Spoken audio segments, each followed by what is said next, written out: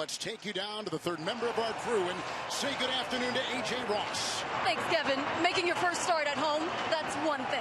Making your first start on the road behind enemy lines, that is a complete other. So when Drew Lock got a phone call earlier this week from none other than future Hall of Famer Peyton Manning, you better believe he soaked up every word. The two already had a prior relationship through his participation in Manning Passing Academy years ago, and now having access to Peyton's pearls of wisdom, Lock admits it's not only really cool, it's priceless. What Keanu Neal brings to this team, it isn't just measured in stats. So watching him go down last week with that Achilles injury, it was a loss really felt by everyone. Who doesn't love someone named AJ? Rookie AJ Brown, 3 catches, 94 yards, 2 touchdowns. You had a hell of a day, but Marcus Mariota was able to spread it around too to a lot of guys. What were you seeing out there?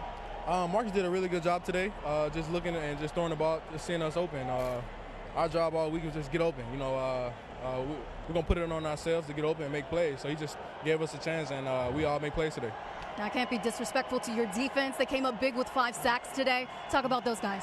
Oh, man, defense always seems to show up for us, man.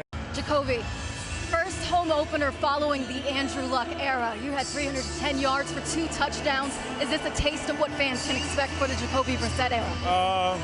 Honestly, how about our team today? You know, 4 quarters of team football. Deshaun, you played from behind most of the game, but you guys were able to persevere. You even endured an eye injury. What were you seeing out there from this Raiders defense? Man, just a team that kept fighting. We knew that the Raiders was going to come in ready to play. We had to, continue to play our 4 quarters, and we did that. We sustained the drive to get a stop, led them to a field goal, then we had the opportunity to go down and score, and we did that. The defense held them up again, and then we did our 4-minute drill, and we continued to end the ball with the ball in our hands. So it was a good team win. And it was kind of hard to see on the replay. Can you talk about what happened with your eye and how it's feeling? I just kind of got kicked in the eye by one of the D linemen. I kind of, threw off me and kind of caught me in my eyeball, and that was pretty much it. And I just tried to throw the ball into an area where I saw a blue jersey. They made a heck of a play. I didn't even see the play, honestly. And I just went straight to the ground, but I'm all good. To AJ on the sideline. Thanks, Kevin. Broncos defensive end Draymond Jones was carted off the field just minutes ago. Being told he has an ankle injury and his return is questionable. Obviously a big loss for this Broncos D-line that's already hurting without Derek Wolfe.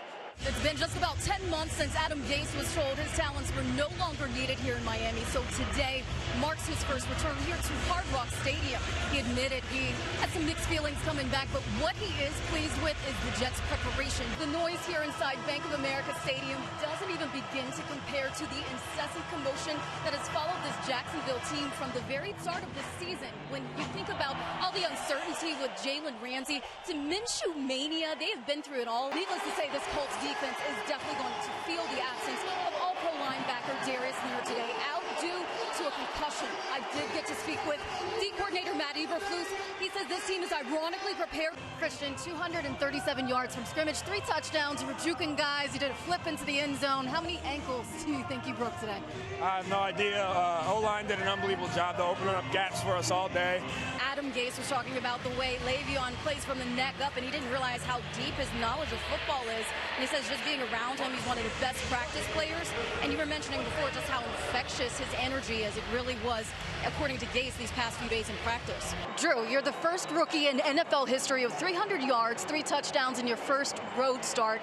You're also joining some elite company and other statistical columns, but more from a team standpoint, what can you say about this win and the potential of your team? Yeah, I talked about it a little bit this week that we knew Cortland had an awesome game last week and he'd been building them up. You mentioned the other day Jacksonville being an interesting test to your 3-4 defense, especially with Leonard Fournette on the other side of the ball. How do you anticipate this matchup today?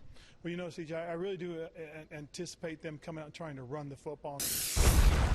The Dolphins seeking their first win of the season. I did have a chance to speak with head coach Brian Flores ahead of this big AFC East rivalry game, and he says inside the Miami Dolphins facility you would not be able to perceive that this is an 0-7 team. He says guys are still coming in early, leaving late, doing all they can to prepare and buy in to this process. He says they're also looking to veteran quarterback Ryan Fitzpatrick to be a leader on the field. Ironically, Fitz had one of his best seasons in 2015 with the Jets, and when I asked Ryan if that had any bearing on his preparation for the game this week, playing one of his former teams, he said no, it's just another game and they're just looking for a win.